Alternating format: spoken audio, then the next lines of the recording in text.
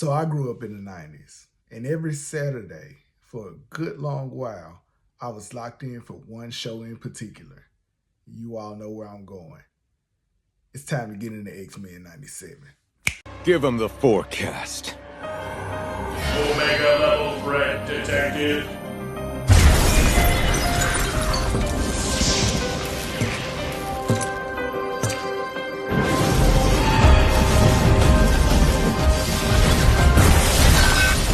Ancient sands, heed my command and reclaim these relics of hatred!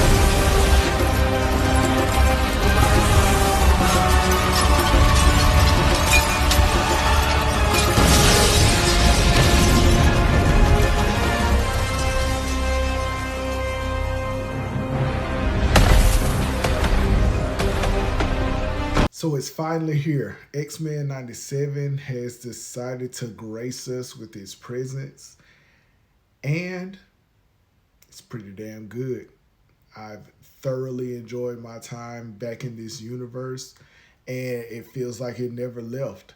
I know it's been, about almost 30 years since the finale aired, but they thrust us right back into this world, and it feels very organic. It feels like a time between seasons, quite frankly, and not years. So it was great to be home, man.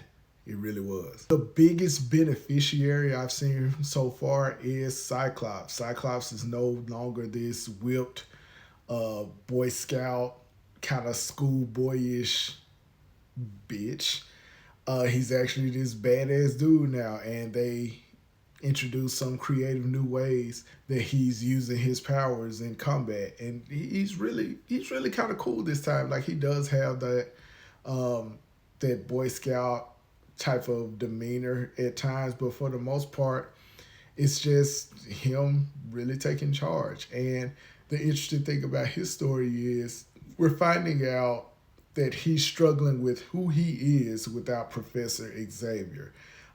He was essentially a son to Professor X, and without that guidance and knowing that guidance is always there, he's having a bit of a crisis of really figuring out what life looks like for the X-Men as well as himself without Charles, and it makes for some compelling storytelling so far.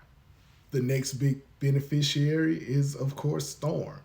You saw that clip. Storm really is getting the goddess treatment in here, and I love every second of it.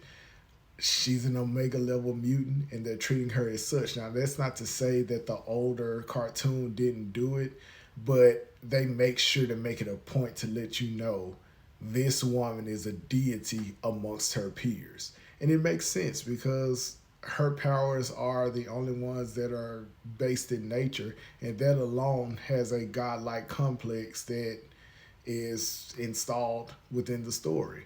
So, and also Magneto flat out calls her a god at one point. Like, I love the way they're playing it up.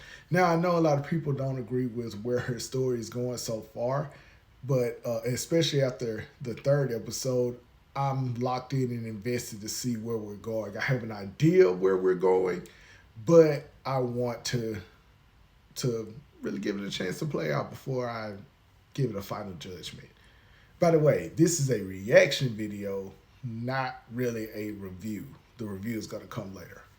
And that gets me to the next person who benefits from what they've done with the show in its new direction, and that comes in the form of Magneto. Now, I'm not going to spoil what's going on, but we get a new dynamic between Magneto and the rest of the X-Men, and it's very interesting, especially if you've checked out some X-Men comics really over the last maybe 10 years or so. They do something that's new, that's fresh, and has a lot of implications going forward. Magneto actually has a standout scene where he's pleading for the trust of the United Nations as well as the rest of the world. And some things happen, and he really has to make a point that, hey, I'm changing.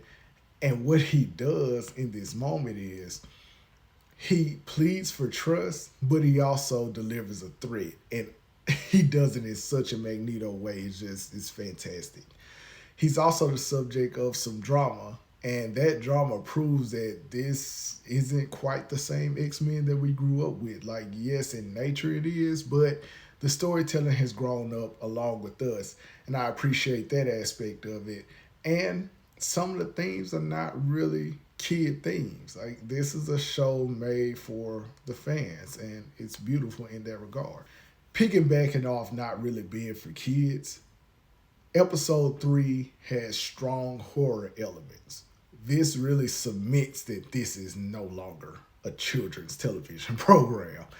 As a parent who has like a little godson, I wouldn't show him episode 3, quite frankly. So I advise you all check it out first, gauge and see if it's going to be nightmare fuel for your kid before you pop that one on. Otherwise, just keep it for yourself. Let them see it when they're a little bit older. But the horror in episode 3 is the enthusiast in me just loved it.